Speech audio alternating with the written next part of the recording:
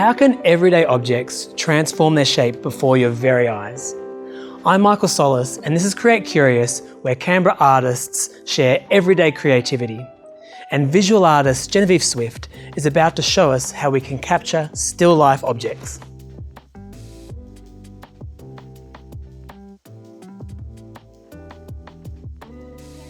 So the first thing to do is to find an object or a number of objects, and it doesn't matter what it is, and just to place those objects on the kitchen table. So the objects can be anything at all from your home, anything that is close to hand. It could be the car keys, it could be dishes from a meal, it could be children's toys, it could be a pile of autumn leaves, something from the laundry basket.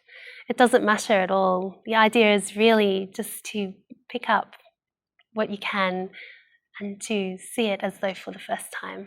Perhaps after some time just looking at them and becoming familiar with them in a whole new way, then you can start to translate them into a still life picture. So with the car keys, for example, perhaps I'm not looking at the keys themselves, but at the little triangles between the keys. And some of them will be wide and some of them will be sharp triangles. So one way you can translate these strange shapes that you see to a drawing is by closing one eye and just tracing that shape with the tip of your finger as though you're drawing on a piece of glass. And perhaps the line becomes shorter than you think it might be, or there's an angle that is rising up or coming down in an unexpected way. And you just take the memory of this feeling and bring it over to your piece of paper, to your drawing. It's sort of a little like learning a new alphabet, just these little marks. They don't have to be complicated at all. They can just be these simple shapes, triangles, diamonds, stumpy rectangles, ellipses, splotches. So another approach that can help you with your drawing and with the grappling of space that becomes such a problem when we're trying to translate 3 dimensions into 2 dimensions is to learn to see the spaces around your object. So what happens to the surface of the table when you subtract your subjects from the picture? Are these shapes round? Are they soft? Do they have hard edges? Are they bright? Are they dark? Do they reflect the light in the room?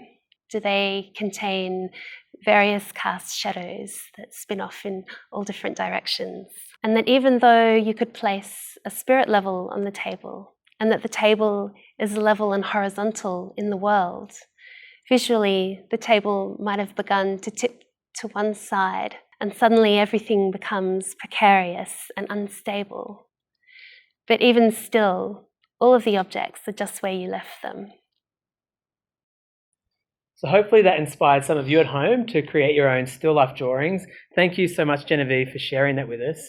And for those who might not have the confidence in actually getting that pen to paper, what words of encouragement, I guess, would you say to them?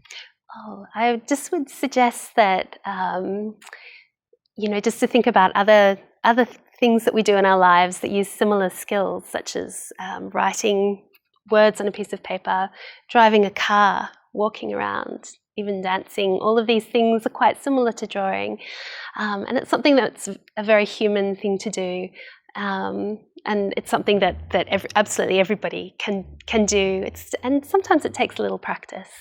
So the driving a car, how is that similar to drawing? Is that like the movement? Yeah, because it's this riding a bicycle. So it's the memory in your muscles, and also if you think about driving a car, you're looking where you're going, and so you're using that visual information to help you to control the car. And then when you're drawing, it's just slightly different. So you're using the visual information to drive the pencil on the paper.